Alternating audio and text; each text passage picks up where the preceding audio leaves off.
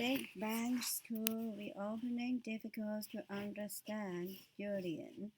A Big Bang approach to getting all of English pupils back to classroom is difficult to understand, a school leader Julian has said.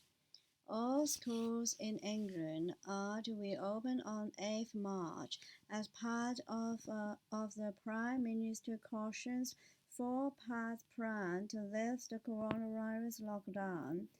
GB, General Secretary of the Association of School and College Leaders, said, "This is very different from the plans in Scotland, Wales, and Northern Ireland in which a phased return is planned, and it is difficult to understand why the approach in English would go so much further." Paul Whiteman, General Secretary of the NAHT, which represents head teachers, said the return has to be sustainable. "It is better to be cautious than to risk further closures and yet more disruption to children's education. A third lockdown for schools would be more devastating than taking our time now," he said. But R.V., professor of adolescent health at University College London, said it is plausible that schools in England can fully reopen while keeping the pandemic under control if the lockdown is upheld in all the places and the vaccine rollout continues.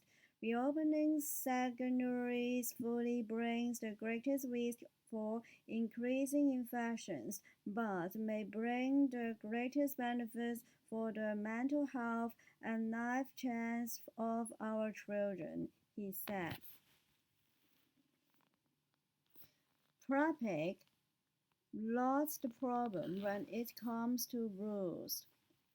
As Boris Johnson prepares to set out England's exit from lockdown, scientists have been looking at whether we are at the point where people have just had enough of the rules and are ready to flout them. I've been asked that question for over a year now, and every time I've responded with the same things, says behavioral science expert Prof. Stephen Richard. By and large, the public response has been very good.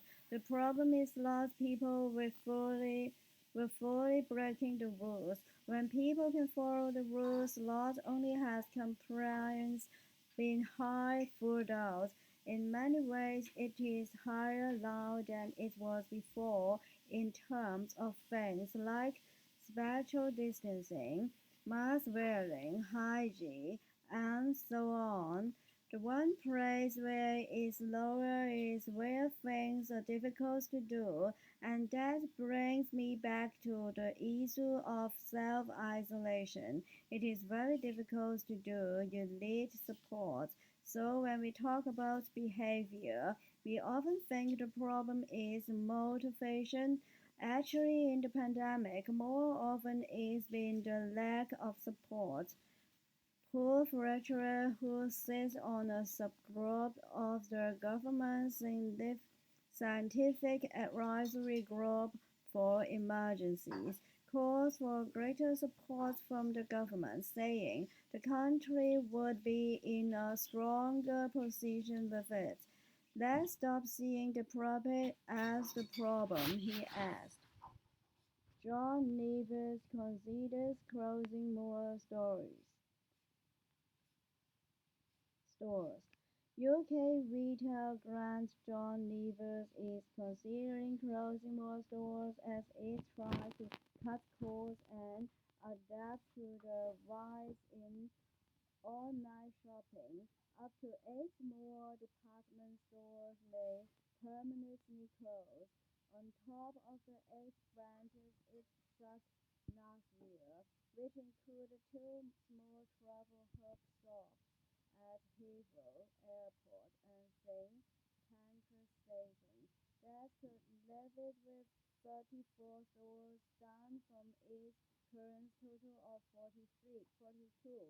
The potential move was first reported by the Sunday Times, and John Nevis has declined to comment. But any closures would be another blow to the high street and town centers, which are already grappling with the fallout from the collapse of the NSDG's Arcadia Empire. The rise in internet shopping, exacerbated by various lockdown measures, has forced John Nevis to rethink how much stores it leases.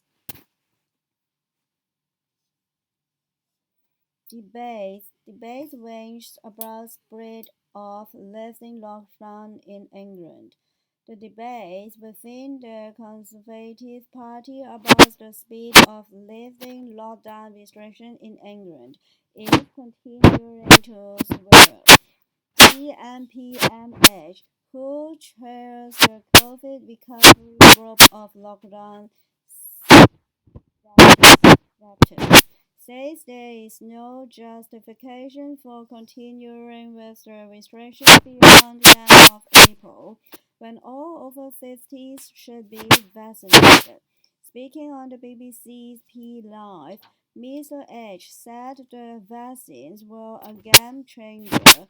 We are in a different position than we were last year because of the impact of the vaccines, and it troubles me that people aren't really understanding the impact that the vaccines are going to make, he said.